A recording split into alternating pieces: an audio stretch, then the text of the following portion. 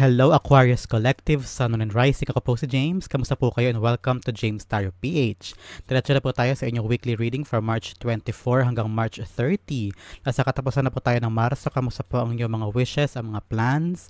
May updates na po ba? Ano po ang status niyan? Nakuha niyo na po ba ang inyong mga hiling bago matapos ang buwan na ito? At ano po ang update? Ano po ang status? Kamusta po ang inyong mga buhay-buhay this time? Take nyo lang po yung mga resonate kayo and leave the rest. Yung iba pong mga impormasyon ay para po sa ibang Aquarius po yun. So take nyo lang po yung, gamitin nyo po yung intuition ninyo para makuha nyo po yung akmang messages sa inyo ng inyong mismong spirit guide sa ating reading. Thank you po again for the likes, for the shares, for the subscriptions, and also for those who are not skipping the ads. Maraming salamat po sa inyong generosity and kindness. Salamat po sa inyong pagmamahal at suporta sa atin. Start na po tayo. Inhale. And exhale. At the center of your reading, you have the Six of Swords. Beautiful. In the area of what you want, you have the Knight of Wands. In the area of what you need, meron kang Queen of Cups. In the area of what's affecting your current energy, meron kang Ace of Cups. Wow. In the area of your near future, meron kang King of Cups. Wow, puro emotions to. In the area of your challenge, you have the Three of Swords. In the area of your fortune, meron kang Seven of Swords. Wow, great plan. In the area of your divine advice, meron kang Seven of Wands at saka the Nine of Pentacles. Wow. In the area of your outcome, Aquarius, you have the Knight of Swords. Wow, may darating sa iyong mabilis ang impormasyon. Pag-usapan natin yan later. At the bottom of your deck, you have the Nine of Swords. Ano daw yung mga bagay this time, Aquarius, na parang ino-overthink mo o sobra-sobra mong pinoproblema? Parang I'm seeing someone hindi makatulog o kaya hindi na halos makafocus sa mga gagawin niya because ang dami-dami ang iniisip na mga worries o mga stress. Sometimes bunga din yan ng overthinking. I want you to know na ang worry mo ay walang magagawa ang pag-worry. It doesn't change the outcome or it doesn't change your current situation. So make sure na this time, control your stress levels. Huwag ka mag-worry sa mga bagay-bagay. Palakasin mo ang iyong spiritual power. And know that in the near future, magkakaroon din ng katiwasayan yung mga problema mo now. And God is with you. Kaya wala kang dapat ika-problema because God is there guiding you and protecting you and leading you to the right path. Speaking of right path, you have the Six of Swords.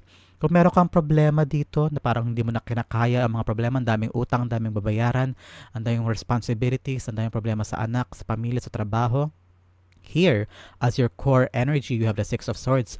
Dadaling ka na ng iyong kapalaran ni God, ng iyong spirit guides at ni universe sa calmer waters.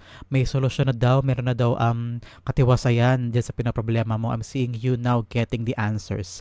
Parang sa tinagal-tagal na panahon na hirap ka na, ayan, papunta ka na daw sa matiwasay na buhay, sa maayos na buhay, at sa kasagutan sa mga questions mo. May paparating sa life mo now that will answer all of your worries and that will lead you to a peaceful and calmer life. So abangan natin yan this week, Aquarius. Six of Swords being clarified by the Two of Wands. Yes, this is a product of a choice, a decision. Meron ka bang pinagdesisyon na nakaraan? Because ang dami mong pinoproblema, inisip mo siguro, ito siguro gawin ko, ito na siguro yung plano ko, hindi ko na kaya itong nangyayari sa akin, o tama na, sobra na, tama rin itong pag-overthink ko, masyadong lumalagpas yung iniisip ko sa realidad ng life ko because so much worrying na yung nangyayari sa'yo. So you made a plan. This plan dapat concrete, this plan parang may pag-aksyon, malinaw, klaro, at saka talagang gustong-gusto mong gawin. And I'm seeing here, dadaling ka niya sa tahimik na buhay, sa calmer life, calmer face ng buhay mo. Parang, yes, sa wakas natapos din. Nasolusyonan ko din. Yan yung naririnig ko. Parang, thank God, nasolusyonan ko din. In the area of what you want, you have the Knight of Wands. You want to have a very, I don't know, pero I'm hearing you're waiting on a good news. May hinihintay kang balita o impormasyon, whether a letter of approval or a confirmation of parang okay na, pasok na, tanggap na, ito na yung job order mo, makakalabas ka na ng bansa, o ito na yung approval of yung 2 weeks ago in-applyan mo, yan tumatawag na. So ito yung hinihintay mo, yung mga ganong balita na magtatanggal sa iyo ng mga worries mo, yung mga hinihintay mo na hindi ka mapakali, stress na stress ka na. So ito talaga yung parang pag ito natanggap ko, okay na ako. Parang gano'n narinig ko eh. Parang pag ito nakuha ko na, narinig ko na yung sagot, mawawala na yung stress sa akin. So, intayin natin yung good news na paparating sa'yo. Knight of Wands being clarified by the Magician. So, parang minanifest mo to, matagal mo itong dinadasal, hinihiling na parang, God, please, ibigay mo na itong balitang ito. Kaya pa ako hintay-hintay sa chat, hintay na hintay ako sa email ko, sa tawag, sa taong nagdala sa akin sa trabahong yun, o sa in-applyan ko na yun, ang tagal naman yung dumating, ang tagal naman ng resulta, ng papers na hinihintay ko. So, yun yung worries mo, and you've manifested this good news na parating. In the area of what you need, kalmahan mo lang daw. Sabi sa'yo ng spirit guides mo sa posisyon ng kailangan mong gawin ngayon, kalma. Relax ka lang. Huwag mong kontrolin ang result. Huwag ka mag-overthink. Huwag mong pangunahan yung dapat mangyari. Make sure that you are taking care of your heart, taking care of your mind. Try to meditate. I know, naiintindihan ko po na marami kang kailangang gawin na this time because ang dami mong alalahanin, ang dami mong kailangang responsibilidad na ma-accomplish at magampanan. But at this time, walang magagawa ang worries mo. Like I've said, I'm a living testament to that. Dito nakaraang linggo, marami akong pinaproblema sa personal kong buhay. Pero my sister told me na, alam mo, huwag ka na mag-worry kasi wala ka na magagawa sa worry mo eh. It happened already. So, huwag mo nang balikat-balikan yung mga dapat ganito nangyari, dapat ganito ginawa ko. Edi sana ganito yung sitwasyon ko, edi sana yung product. So, I realized that worrying will not change the past. Worrying will not develop or leveling o hindi mag-level up yung sitwasyon ko ngayon at hindi rin mababago yung future ko nun ng pag-worry na yun. So, kalmahan mo ang sarili mo, try to meditate, try to have fun din muna, i-distract mo muna ang sarili mo sa pag-iisip, manood ka ng TV, manood ka ng sine, manood ka ng YouTube, mag-music ka sa bahay mo, sa kwarto mo, and try to calm yourself and huwag mo munang stressin ang sarili mo because walang patutunguhan ng stress mo, okay? Queen of Cups being clarified by the Chariot card. Yes, kapag kinalaman mo ang sarili mo at clear ang minds mo at clear ang intentions mo, I'm feeling na ma-attract mo yung positive energy pertaining sa kinakaharap mo now.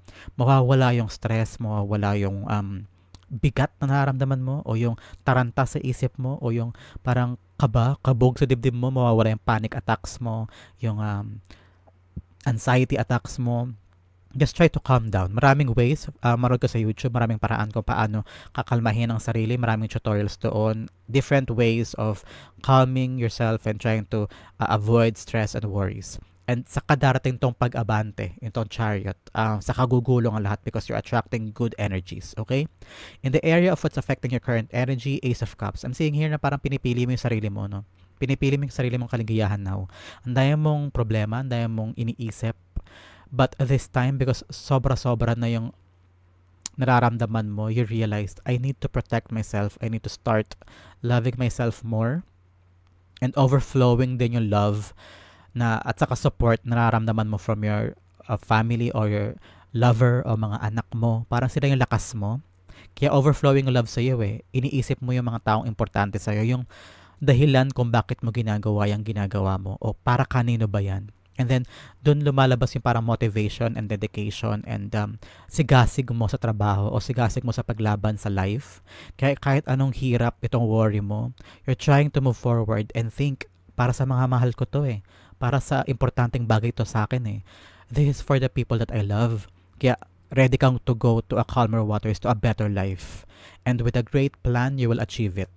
So Ace of Cups being clarified by the Ten of Pentacles. Yes, for your future, for your family's future, for the stability of your life, for the longevity ng buhay na pinapangarap mo for your family. Kaya overflowing ng love sa'yo eh. Kaya kahit pagod na pagod, kahit nadadapa na, sugatan na, paulit-ulit na nagkakamali, nasusugatan, nasasaktan, laban pa rin kasi ang iniisip mo yung katiwasayan ng family mo, yung mabigyan mo ng magandang edukasyon yung mga anak mo, mapag-aral sila, mabigyan ng pagkain araw-araw, nabili yung mga pangangailangan nila, at para pagbuo rin ang future mo, if you're planning to have a house na sayong-sayo na, yung lupa na sayong-sayo na, so nandun yung utak mo na for the stability ng pamilya mo on the long run. Kaya yung buong puso mo nilalaan mo sa pagtupad ng mga pangarap mo. In the near future, meron kang King of Cups. I'm seeing here, huwag ka mag-alala, Aquarius, in the near future, payapa ang buhay mo.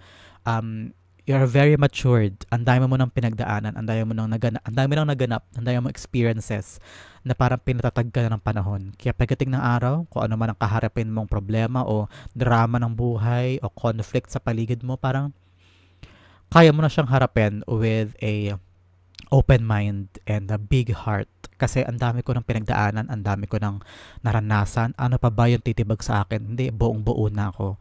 And wise ka na eh. Punong-puno ka na ng wisdom to conquer anything and nothing and no one can bring you down in the near future. So, I want you to know na patatatagin ka ng life mo and you will get what you deserve in the near future. You will get the peaceful life at kapayapaan ng buhay na hinahangad mo. King of Cups is being clarified by the Nine of Cups.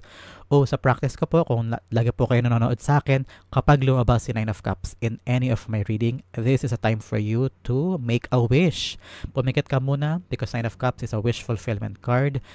I-wish mo yung mga dasal mo. Be concise, be precise, idasal mo lahat-lahat ng gusto mo. Pwede mo i-pause ang video para makompleto mo yung dasal mo because Nine of Cups will make your wishes come true because wish fulfillment card ito.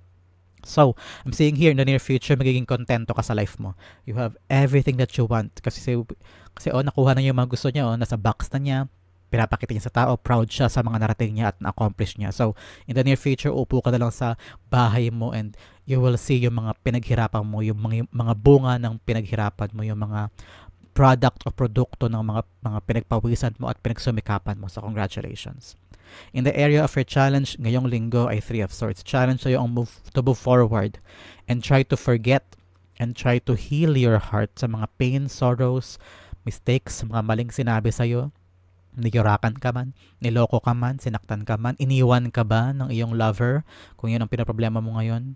So you're trying to really move forward and mend your broken heart. So this time, kung merong mga bagay kang dapat gawin pero nahihirapan ka magsimula because andun pa rin yung puso mo, nasasaktan pa rin, your challenge this week is to try to continue life kahit ramdam mo pa rin yung pain. I know, it's so hard to do.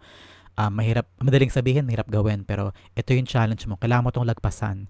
Kayanin mo yung pain habang patuloy mong ginagawa yung responsibilities mo, yung duties mo sa iyong family, sa sarili mo, and lumaban ka pa rin. Continue moving forward for the betterment of your life. Kasi I'm hearing, kapag dumaan ka sa heartbreak, ayan na, pagaan na yan, papunta na yan sa magandang bagay. So continue living your life to the fullest and take mo lang yung lessons sa mga heartaches, heartbreaks, pain, regrets, rejections, disappointments na yan, and you will get better. Aquarius, Three of Swords, being clarified by the Ten of Swords. Nasa rurok ka na daw. Parang dulong-dulo na ito ng pain mo. Parang wala nang hihigit sa Ten of Swords pagdating sa pain, suffering. So, I want you to know na dulo na ito, katapusan na ito ng pain na ito, and you will start to heal. Kaya ang challenge sa iyo ay accept what happened and know na bagong simula ipaparating sa life mo at patapos na ang paghihirap na yan. Okay? In the area of your fortune, you have the Seven of Swords. Sinasabi sa iyo ni Aquarius, sa fortune mo magkakaroon ka ng great plan this time. Kung dati isip ka ng isip, paano ko babayaran, paano ko sosolusyonan, hindi ko na kaya, walang tutulong sa akin, hanap ako ng solusyon, hindi ko mahanap. Now, sa area ng fortune mo, you have the solution. Because Seven of Swords is a creative and clever plan sa pag-acquire ng solusyon sa mga endeavor or anything that you're trying to accomplish or goals na gusto mong maabot. So, congratulations. Meron kang mabubuong plano this time. Pwedeng someone will give you advice or someone will give you a helping hand o ikaw mismo parang may biglang light bulb moment and makaisip ka ng great plan this week.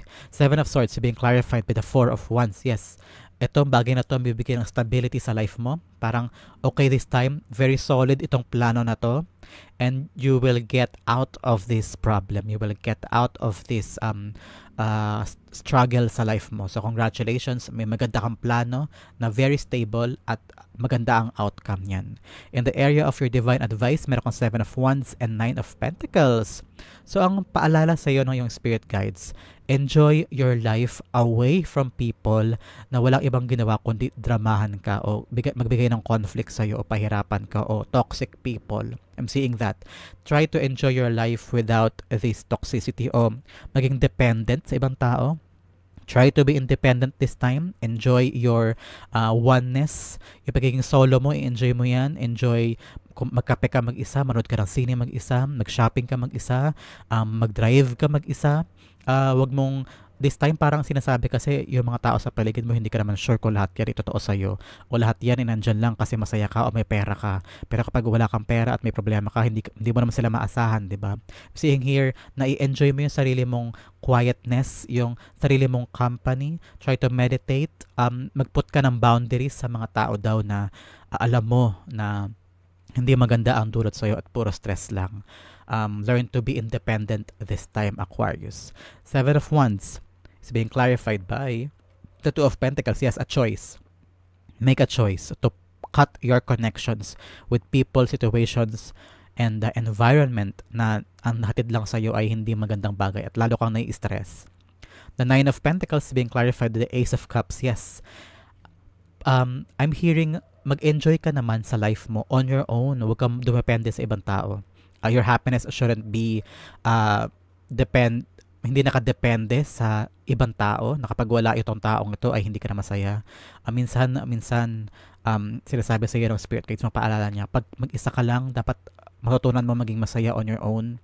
And dapat kompleto ang pagmamahal mo sa sarili mo para kahit walang tao dyan for you ay okay ka, kontento ka at maligaya ka. Okay? Punuin mo yung cup mo on your own so that hindi mo kailanganin at hindi ka dumepende sa ibang tao because you will feel that you are enough. Okay? Ang Knight of Swords mo na outcome, pag-usapan natin later. Let's have additional messages from a divine. First, number 65 or 6 and 5. Kung importante po sa inyo ang numbers na yan, this is a confirmation that this reading is for you. Whale Spirit, kung nakita po kayo ng whale anywhere, whether pictures, personal, or internet, this is a confirmation this message is for you.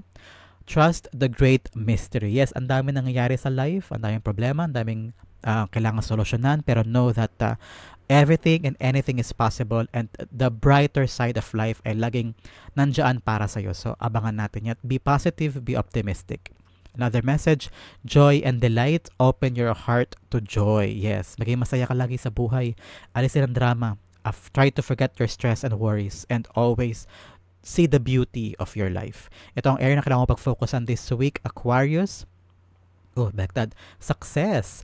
I know that there is no greater goal than to love. So ano ba ang version mo ng success? Ano ang success para sa'yo? Ano ba yung batayan sa'yo ng success? Dapat ba pag successful ka, may bahay ka na? Pag ba successful ka, dapat may kotse ka? May matino ka bang trabaho? Success bang matuturing kapag may anak ka? O successful ka pa rin kahit solo ka lang sa life and you have what you need? Ano ang version mo ng success? Yan ang kailangan mong pagtuunan ng pansin this week, Aquarius. Ang yung outcome na napakaganda na Knight of Swords, a quick development ang mangyayari sa life mo. May pagkilos, may mabilis sa darating sa life mo na ikakatuwa mo, whether good news or something in development na ma-realize mo, may development na pala, may result na pala, nandyan na. So, the answer to your worries are here. Good information and good things ay darating sa life mo this time. Knight of Swords being clarified by the Knight of Cups, an offer. Wow, someone will be offering you this time. At mabilis itong darating sa life mo. Parang sinasabi dito, pag dumating tong offer na to, whether sa trabaho, sa negosyo, o love life, someone will come to you and offer you their love and affection. Parang sinasabi sa'yo ng cards mo na, huwag ka na mag-isip masyado. I-grab mo yung opportunity kasi baka ito na yung hinihintay mo na magtatanggal sa'yo sa status na to na worrying, overthinking, sobrang despair, pain, and sorrow. Okay? Pag may dumating na offer, timbangin mo pa rin naman, syempre.